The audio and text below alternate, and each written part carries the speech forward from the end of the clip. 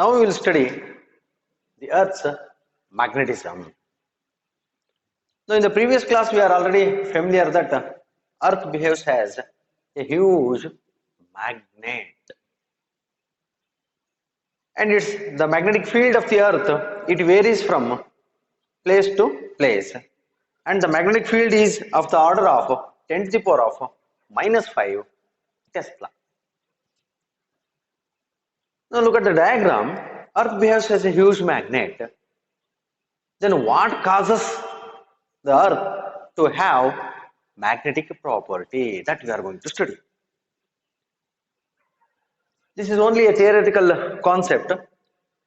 The earlier theory, first theory, predicted that there was a huge bar magnet placed well deep inside the Earth. Because of that huge gigantic bar magnet, Earth possesses magnetic field. That was the earlier theory. But that theory was wrong, and then later onwards it was discarded.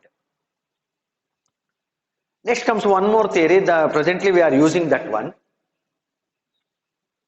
That is dynamo effect. Dynamo effect.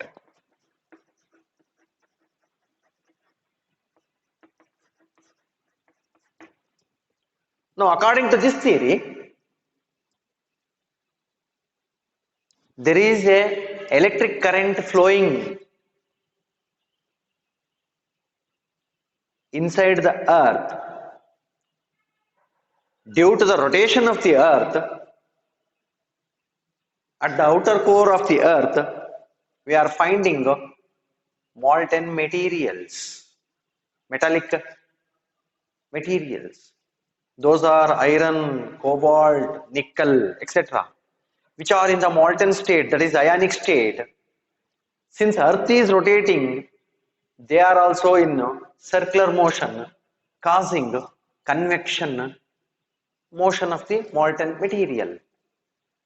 Now this motion of these ionic materials causes the circulating electric current. Then the Earth behaves as a current loop. Based on that concept, we are having magnetic field. So therefore, magnetic field is mainly due to the electric current produced by convectional motion of molten materials like ionic,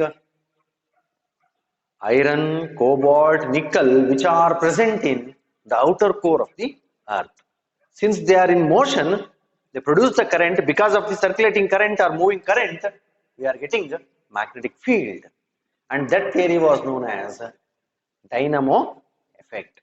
At present, we are following that theory. Now, since it is behaving as a magnet, it should contain two poles, the North Pole and as well as South Pole. But if you carefully observe that one, there is a magnetic dipole inside the Earth. The axis of that magnetic dipole is not coinciding with the axis of rotation of the Earth. We have Earth rotating in a particular axis. Along that axis, we are having geographic North Pole and South Pole. And careful observation shows that the magnetic axis and the geographic axis, they are not at all coinciding. They are making an angle of 11.3 degree, that is as shown in the diagram. Now here we are having geographic axis along through which the Earth is rotating. Now here we are having a magnetic axis. They are making a certain angle. The angle is nearly about 11.3 degrees. So therefore, the magnetic north and the magnetic south poles, they are not exactly situated at the geographic north and the geographic south poles. They are at a little bit certain distance as shown in the diagram. Then where is the magnetic north pole? Magnetic north pole, where it is situated? We will locate it out. Now this magnetic north pole, it is a point having a latitude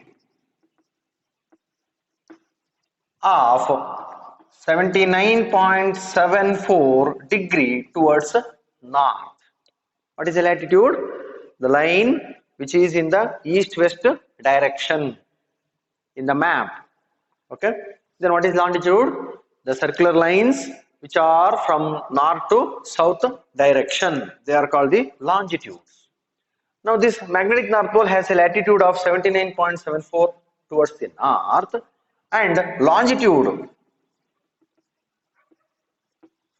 of 71.8 degree towards west.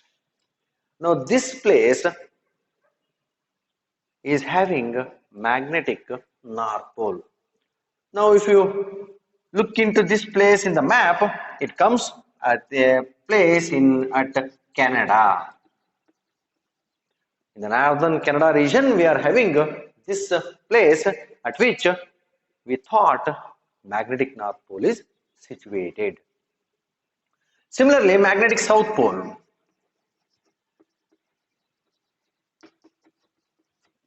It is having a latitude of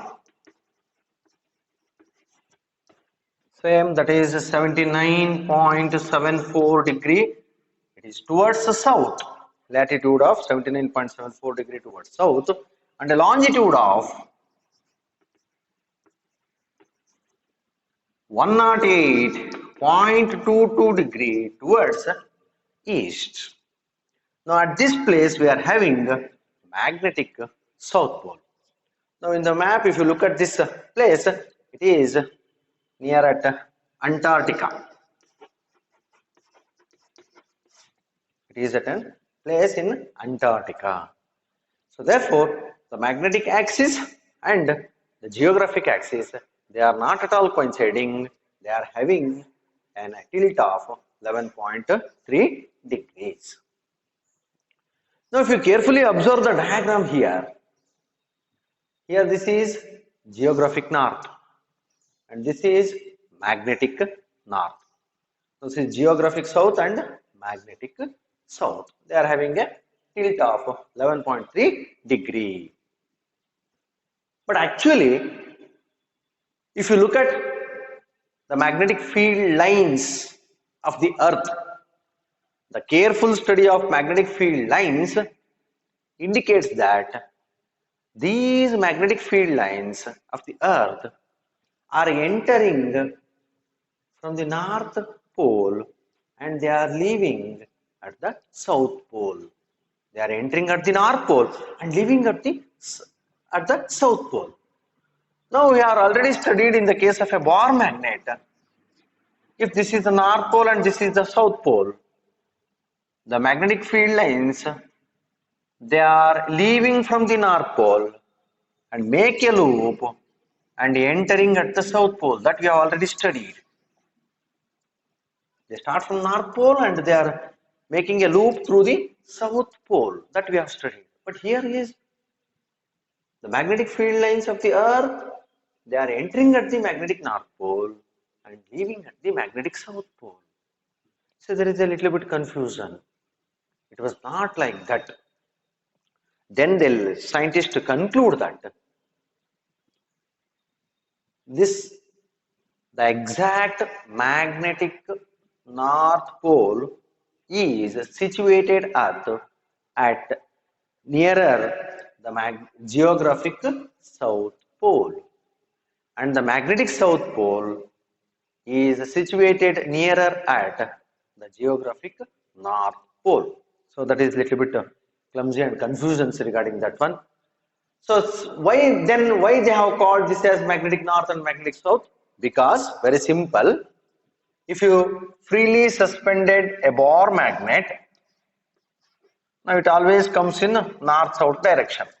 Clear?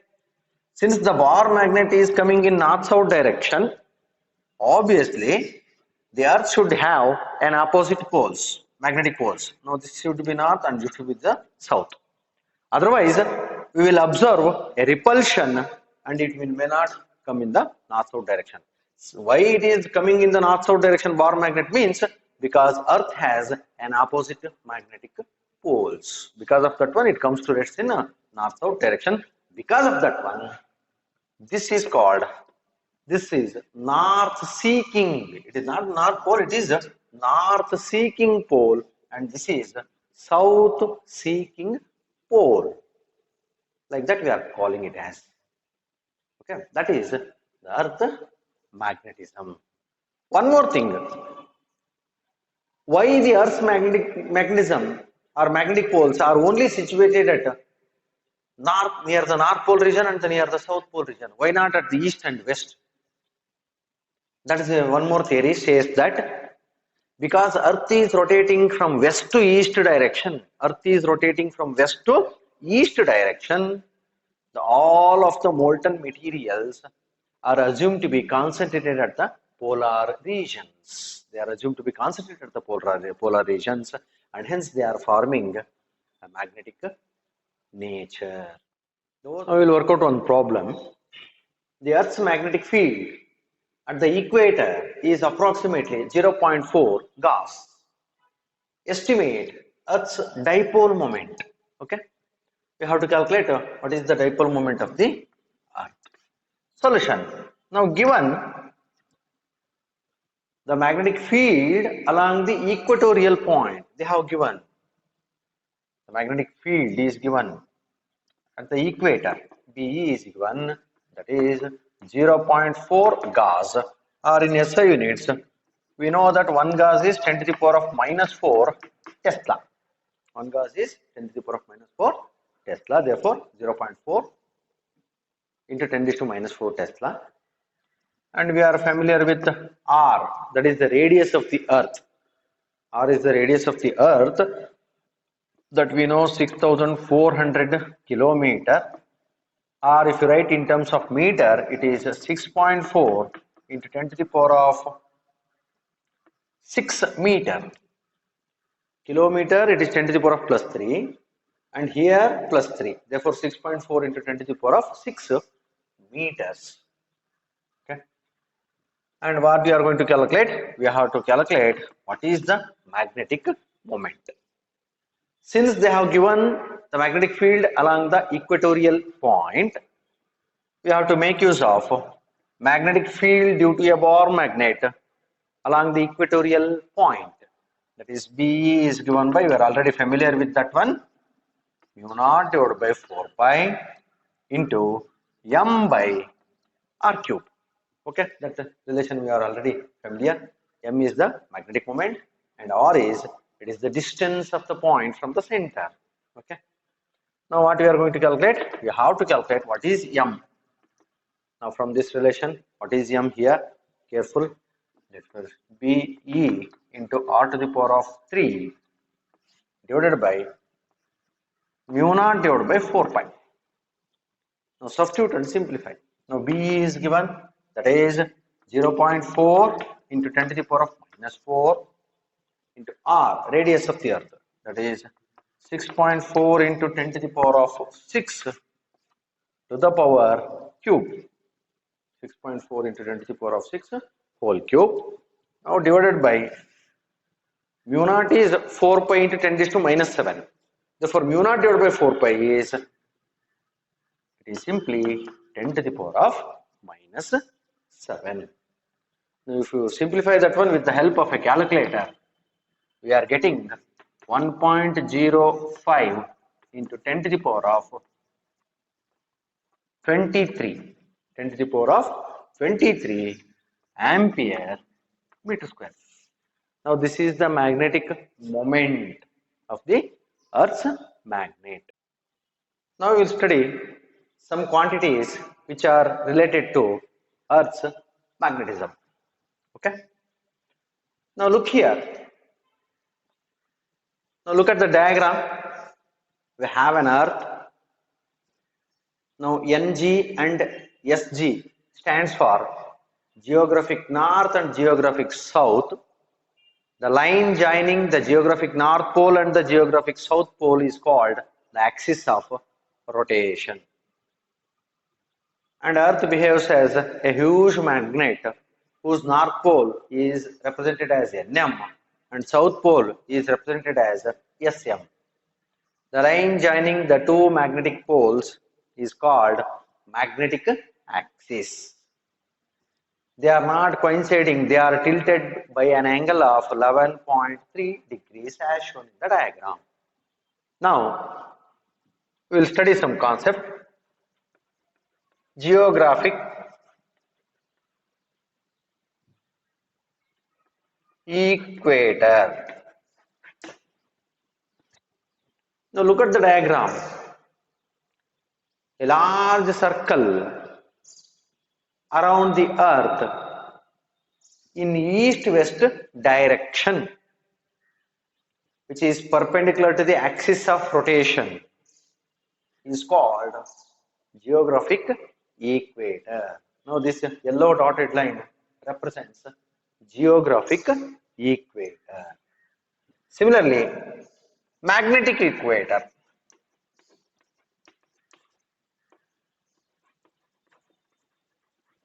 Magnetic equator. This is also a circle which is perpendicular to the magnetic axis. Circle encircling the earth perpendicular to the magnetic axis is called magnetic equator, that is as shown by the pink dotted lines. And one more thing, geographic meridian.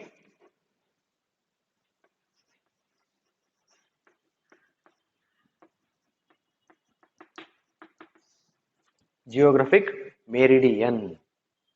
A vertical plane passing through geographic North Pole and South Pole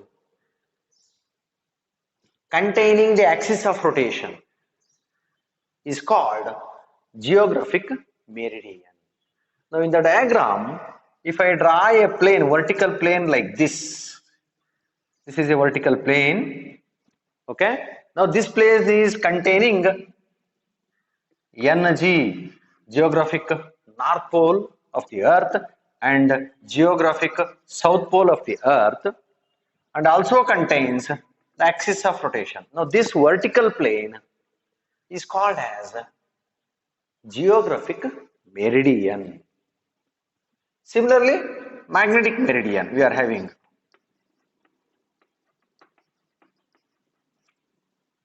How can I define it? It is a vertical plane passing through the magnetic North Pole and the South Pole containing the magnetic axis. Containing the magnetic axis is called magnetic meridian as shown in that diagram. Now I am writing a plane little bit tilted. Now this is the plane, okay, which is tilted through a certain angle, that is 13 degrees. Now this plane contains magnetic North Pole and the magnetic South Pole, and also contains the magnetic axis. Now we are having two planes here. One is the geographic meridian and the another plane we are calling it as magnetic meridian. Now we are going to study the three basic elements of the Earth's magnetic field. The quantities which describe the magnetic field at a place on the surface of the earth. Earth na ಯಾವುದೇ ಒಂದು surface ಅಲ್ಲಿ ನೀವು magnetic field ಅನ್ನು study ಮಾಡಬೇಕಾದ್ರೆ ಮೂರು quantity ನಮಗೆ ಬೇಕಾಗ್ತದೆ, and those three quantities, basic quantities, are called as elements of the earth magnetism.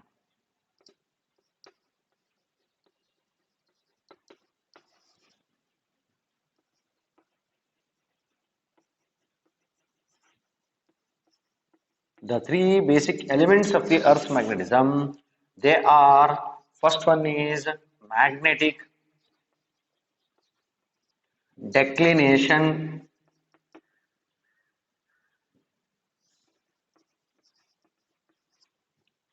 Second element is magnetic dip, or it is also called as inclination. Now declination is denoted by letter D and inclination is denoted by the letter I. And third component is the third element of the Earth's magnetic field is horizontal component of Earth's magnetic field. Horizontal component of the Earth's magnetic field, and that is denoted by He, horizontal component of the Earth's magnetic field. Now these are the three elements of Earth's magnetism. With these three elements, we can describe what is the nature or what is the magnetic field at a point on the surface of the Earth. Okay. Now we will study one by one. Now, magnetic declination. Now I have a magnetic needle. I am pivot it on a stand so that it is free to rotate in any direction. Now that needle comes to rest always in north-south direction. We are already familiar with that one. But careful observation indicates that. Now here we are having a true north pole which is showing the geographic north pole. But that magnetic needle, compass needle, always comes with a certain angle, making a certain angle with that magnetic geographic north, true north. It is tilted with a certain angle. Now at any place on the surface of the earth, if I pivot a magnetic needle, it is not showing the true north, but it is having a certain angle. Now this angle between the true north and north shown by the magnetic needle at that particular place is called magnetic declination. Or in other words, we can define, looking at this diagram, the angle between the geographic meridian and the magnetic meridian at a place where we are going to calculate the declination at that place. And that angle we call it as magnetic declination, and it is denoted by the letter D. Okay. Now this is different at different places. As the latitude becomes greater and greater, that means as we move away from the equator, that means we are moving towards the poles, the declination becomes more and more. If we move towards the equator, that is latitude becomes smaller and smaller, the declination becomes decreasing, least. Where is the declination least? It is at the equator. Where is the declination is maximum? It is at the poles. That you should remember. Now in the case of our country, if I pivot a magnetic needle, compass needle at Delhi, the declination is found to be about 0 degree 41 minutes east towards east. There is a small declination, just 41 minutes. If I place the same compass needle at Mumbai, now this is at Delhi. If I place at Mumbai, it is 0 degree and 58 minutes. 0 degree 58 minutes towards west. It is at Mumbai. This is the declination at the Delhi and it is at Mumbai. That means it is less than 1 degree declination. Therefore, in our country, almost all places represent all places, the magnetic needle always shows the true north. But if you go to the other places, there the declination changes. That is declination. Clear? Second one is magnetic dip or inclination.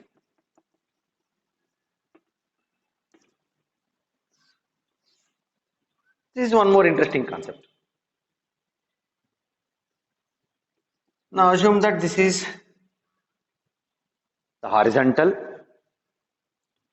Now I am placing a magnetic needle. I am pivoting a magnetic needle at this horizontal surface.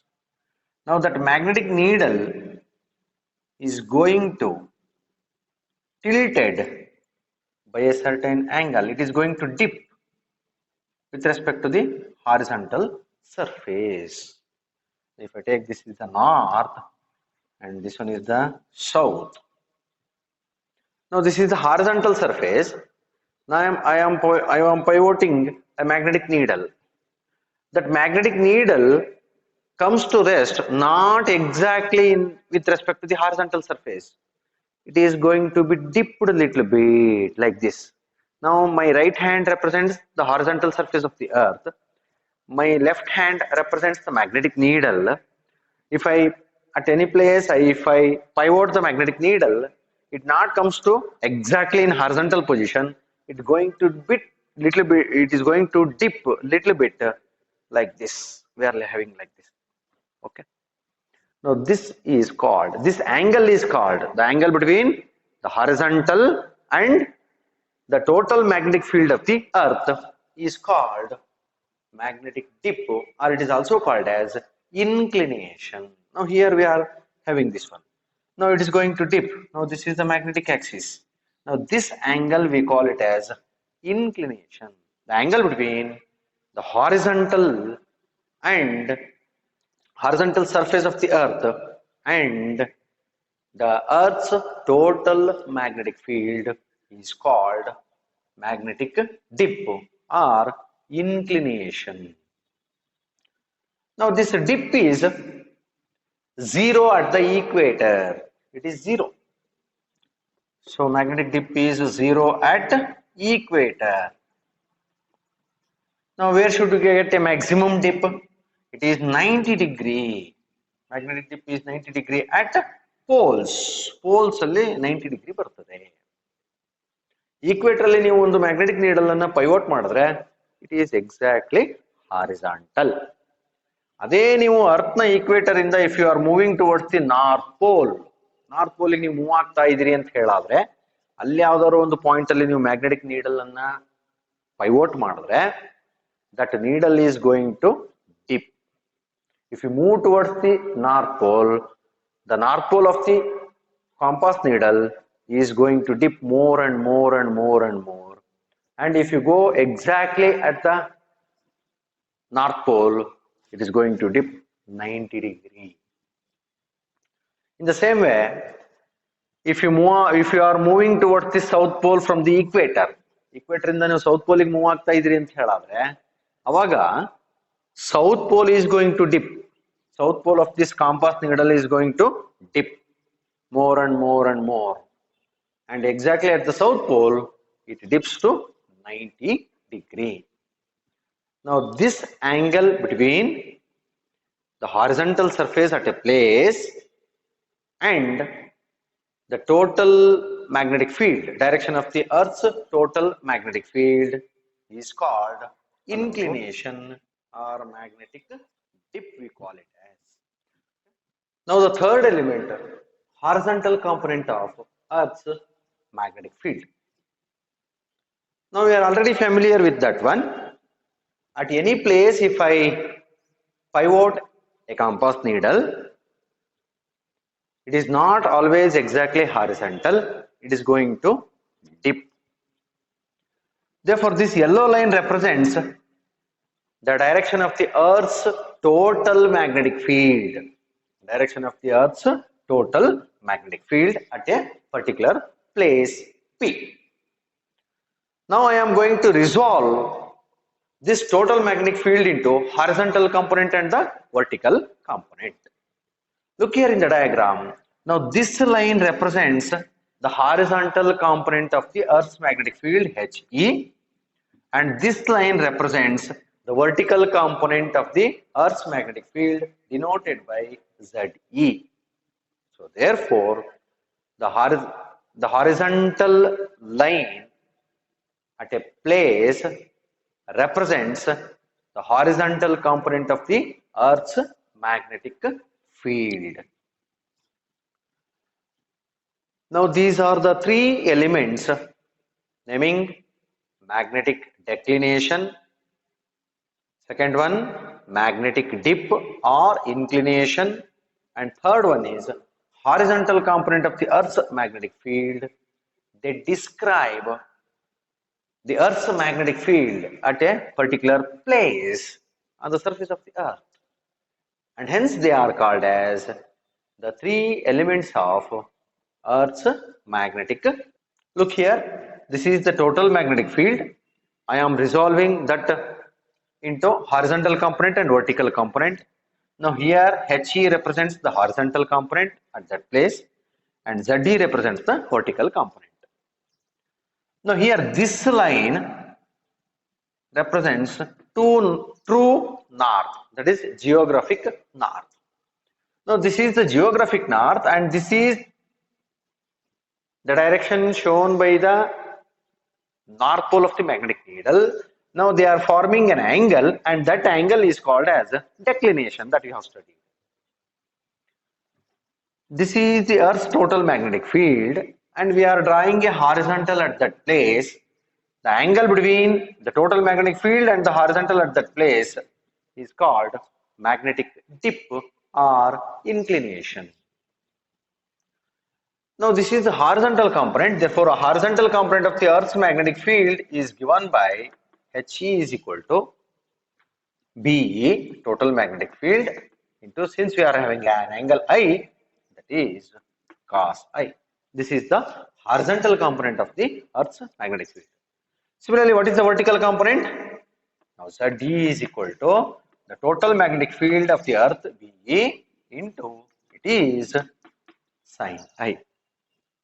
If you take the ratio of those two, that is Ze divided by He is equal to sin by cos, that is tan I, and this is called tangent law. This we call it as tangent law. By this relation, they are going to develop an instrument called tangent galvanometer. That is not in our NCERT syllabus. Okay, that is the horizontal component and vertical component of the Earth's magnetic field. Now we will work out one problem. In the magnetic meridian of a certain place, the horizontal component of the Earth's magnetic field is 0.26 Gauss and the dip angle is 60 degrees. What is the magnetic field of the Earth at this location? That means we have to calculate what is the Earth's total magnetic field in the given location. So very simple problem here. Look here. The horizontal component of the Earth magnetic field at that certain place He is given, that is equal to 0.26 Gauss, that is equal to 0.26 into 10 to the power of minus 4 Tesla, that we know. And dip angle is given, magnetic dip, that is denoted by the letter I, is equal to 60 degrees. What is required? The Earth's total magnetic field at that point. Okay. Now just look at this diagram. What is the relation between Earth's total magnetic field in the horizontal component? That is, the horizontal component of the Earth is He is equal to the total magnetic field into cos I, that we have studied.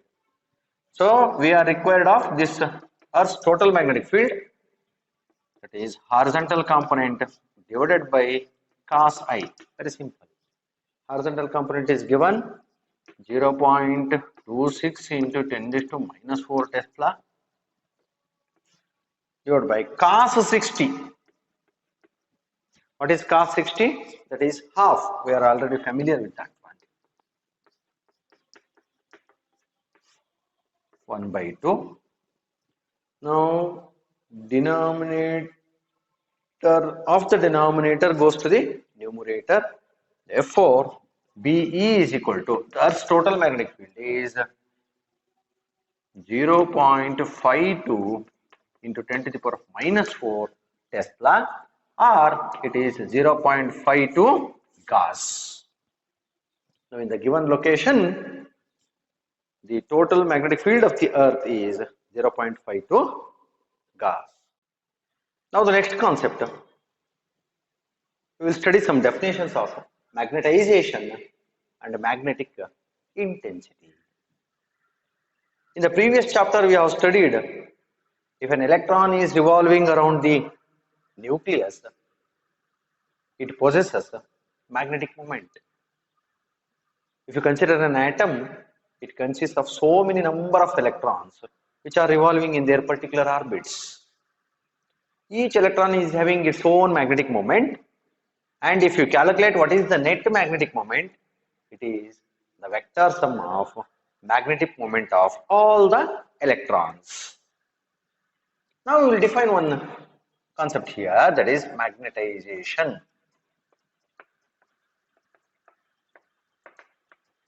It is a vector quantity and it is denoted by the letter capital M. It is the ratio of net magnetic moment per unit volume of a sample. If I take a sample containing so many number of atoms and it is having a net magnetic moment due to the motion of the electrons. If I take the ratio of net magnetic moment, it is the net magnetic moment, because some electrons are revolving in one direction and others are revolving in the opposite direction. Different directions they are revolving. If you work out the vector sum, then we get the net magnetic moment. Now that net magnetic moment per unit volume of the sample is called magnetization. It is called as the magnetization. Therefore, magnetization M is equal to vector M net magnetic moment divided by volume of the sample. Now this is little bit similar to that of what you have studied in electrostatics, polarization. That you have defined dipole moment per unit volume. Electric dipole moment per unit volume, we have called it as polarization. In the same manner, we are studying magnetization. Okay. Then what is the unit of this magnetization and the dimensions? Now magnetic moment, it is I into A, therefore ampere meter square, and volume, it is meter cube. So therefore its unit is SI unit of magnetization becomes ampere per meter. SI unit becomes ampere per meter. Now, what is the dimensions of the magnetic moment, magnetization? Dimensions of the magnetization is per meter. It is length to the power of -1 and ampere. It is the dimension of the magnetization. Clear? Now, we'll consider one example. We are already familiar with this one. We have a solenoid. We have a solenoid having small n number of turns per unit volume. That solenoid carries a current I through it. Okay. Now we have got the expression for magnetic field inside the solenoid. Now what is the magnetic field inside the solenoid? Now V naught is given by the expression, it is mu naught N into I. That you have already studied. Next is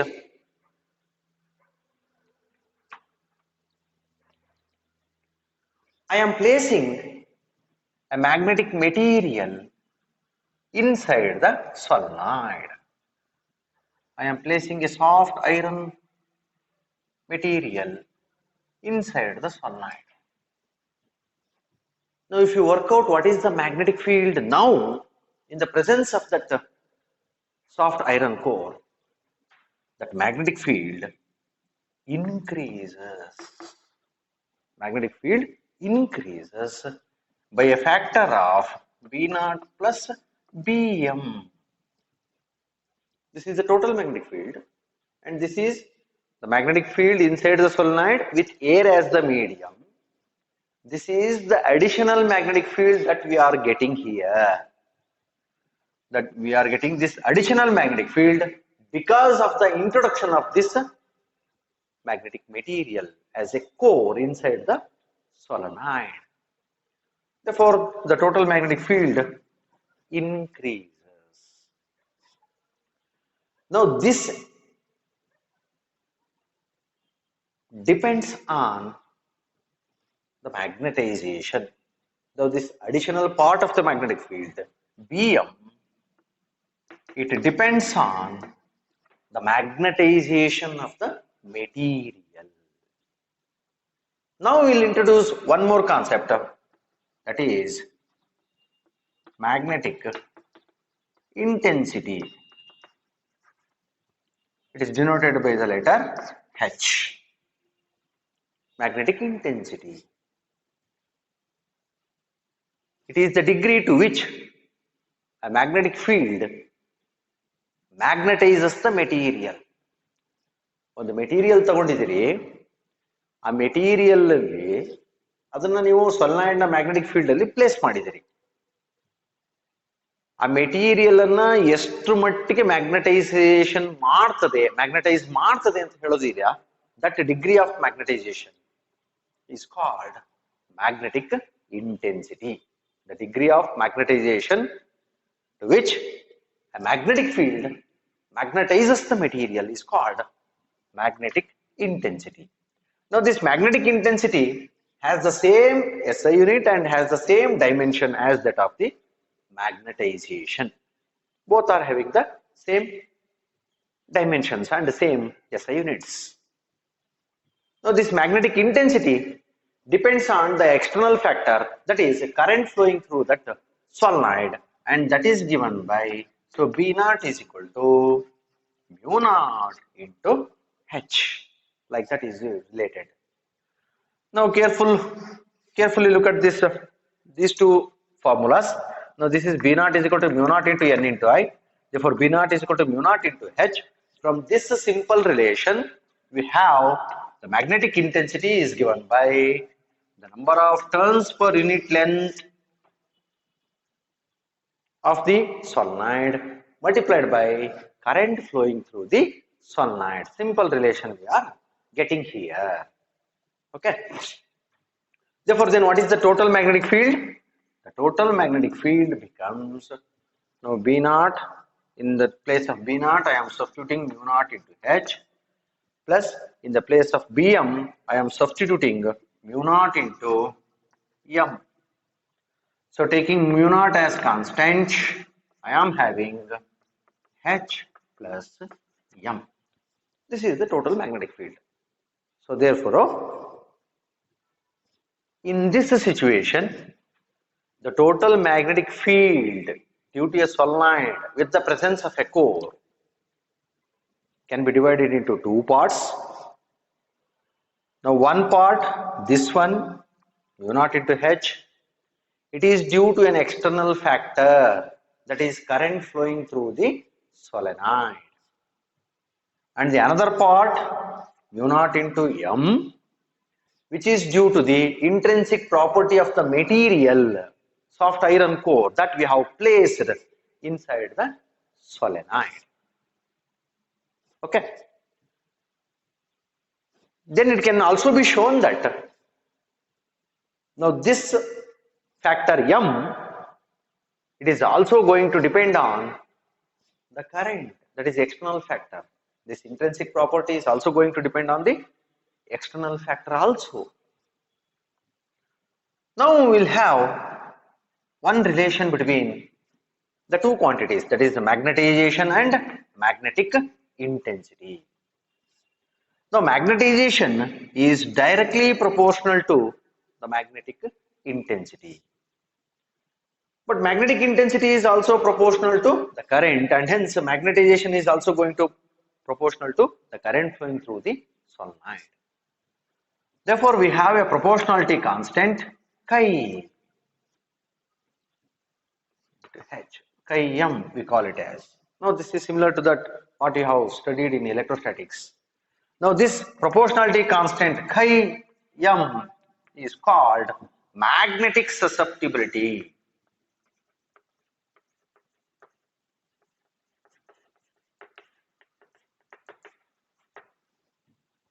Magnetic susceptibility we are calling. Therefore, we can define magnetic susceptibility as the ratio of magnetization to the magnetic intensity, or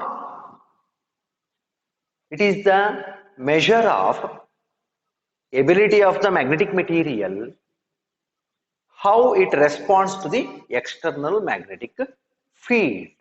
In that manner also we are going to define magnetic susceptibility.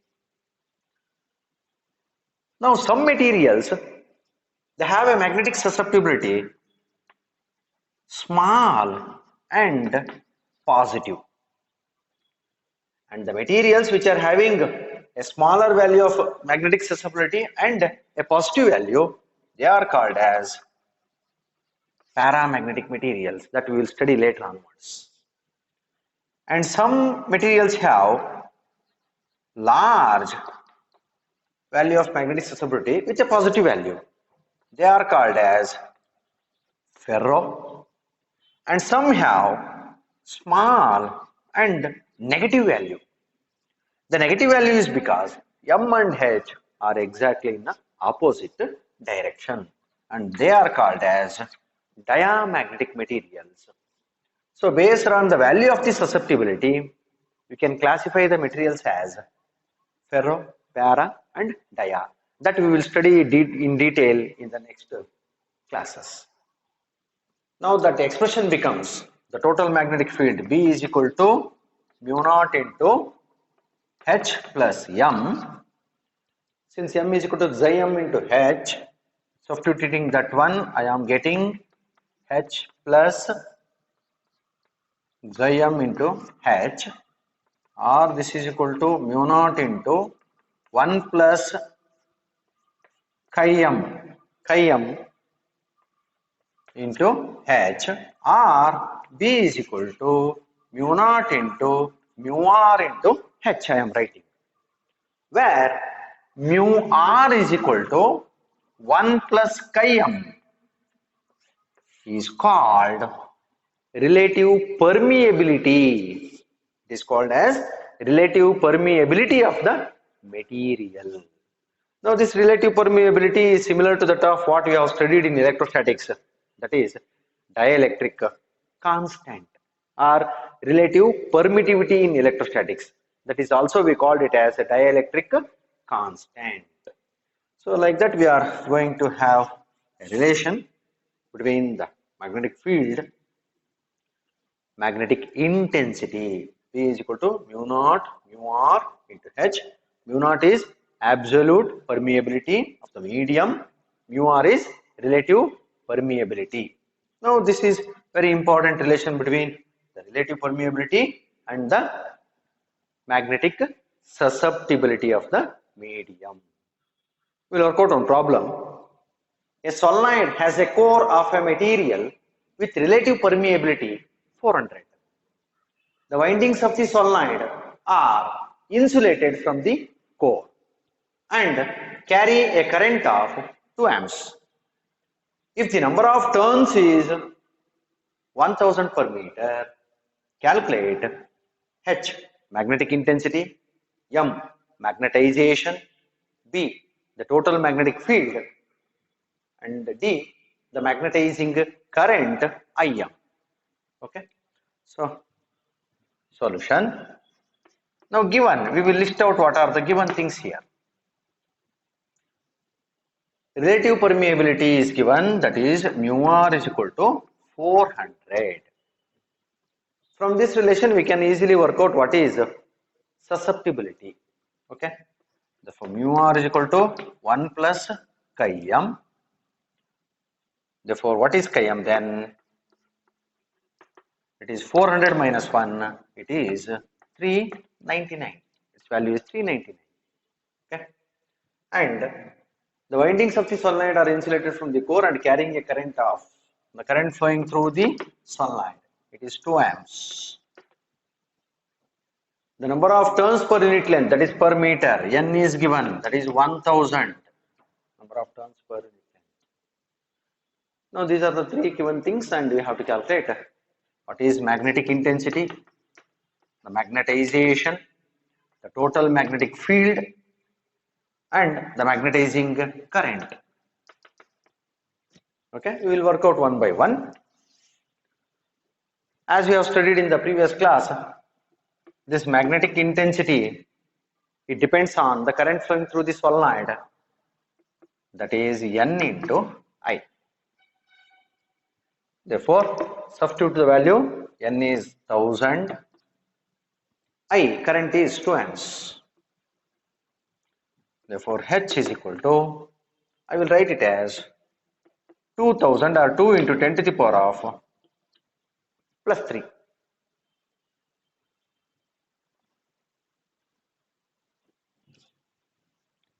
Plus 3. What is the unit? Ampere per meter. Ampere per meter. This is A. Now B. Magnetization M. Now we have the relation M is equal to chi m into H. Chi m, susceptibility, magnetic susceptibility, that is 399 into H, we have 2 into 10 to the power of 3. Rm is equal to, if I multiply it by 399 means 400 around 800, that is 798 into 10 to the power of 3. 798 into 10 to the power of 3. Once again the unit same unit ಆಗ್ತಾನೆ, ampere per meter. I will get 1.0 Tesla. See, that's magnetic field. Very simple relations. Okay, and D1 is important. Here they have asked magnetizing current Im. What is that meaning? Now we have a total magnetic field 1 Tesla when the core is present. If I remove the core from the solenoid, obviously magnetic field ಏನಾಗ್ತದೆ ಹೇಳಿ? Magnetic field decrease ಆಗ್ತದೆ. ಹಾಗಾದ್ರೆ magnetic field ನನಗೆ 1 ಟೆಸ್ಲಾನೇ ಬೇಕು ಹೇಳಾದ್ರೆ ಎಂತ ಮಾಡಬೇಕು? I have to increase the current.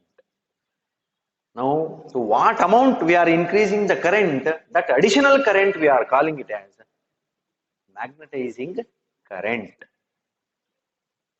Core ಇದ್ದಾನೆ, core ಇದ್ದಕ್ಕೆ ಎಷ್ಟು ಮ್ಯಾಗ್ನೆಟಿಕ್ ಫೀಲ್ಡ್ ಬಂತು, ಕೋರ್ ಅನ್ನ ತೆಗಿತಾ ಇದೀವಿ ಈಗ, ಮ್ಯಾಗ್ನೆಟಿಕ್ ಫೀಲ್ಡ್ ಏನಾಗ್ತದೆ ಆಟೋಮೆಟಿಕಲಿ ಡೌನ್ ಆಗ್ತಾನೆ. ಆದ್ರೆ ನನಗೆ ಇಷ್ಟೇ ಮ್ಯಾಗ್ನೆಟಿಕ್ ಫೀಲ್ಡ್ ಬೇಕು ಹೇಳಾದ್ರೆ, ಕೋರ್ ಇಲ್ದೇನೆ ಇಷ್ಟು ಮ್ಯಾಗ್ನೆಟಿಕ್ ಫೀಲ್ಡ್ ಬೇಕು ಹೇಳಾದ್ರೆ ಏನ್ ಮಾಡಬೇಕು? I have to increase the current. The additional increase in current we call it as magnetizing current. That we are going to calculate it. Now that is done by using this relation, the magnetic field due to a solenoid in the absence of a core, that is B is equal to mu naught N. Now here the current is having an additional term Im. This current, it is 2 amps which is flowing. Now this is the additional current I have to increase in order to have the same magnetic field in the absence of the core. Okay. Now I have to calculate it. What is Im? Now from this relation, if you work out, I am having V divided by mu naught into N, mu naught into N minus I is equal to Im. I am getting. So Im is equal to B divided by mu naught into I, mu naught into N minus I. Now substitute and simplify. Now B, that is 1 Tesla, mu naught, it is 4 pi into 10 to the power of minus 7. Number of turns is 1000 minus, what is the current flowing? It is 2. That is equal to Im. Okay.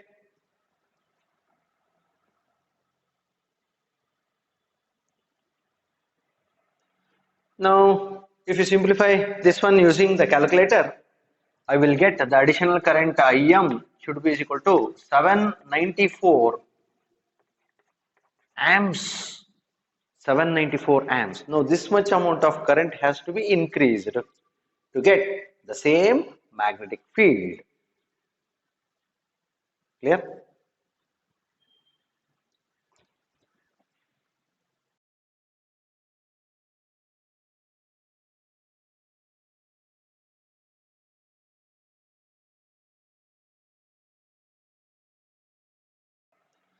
Now, if you simplify this one using the calculator, I will get the additional current Im should be equal to 794 amps. 794 amps. Now, this much amount of current has to be increased to get the same magnetic field.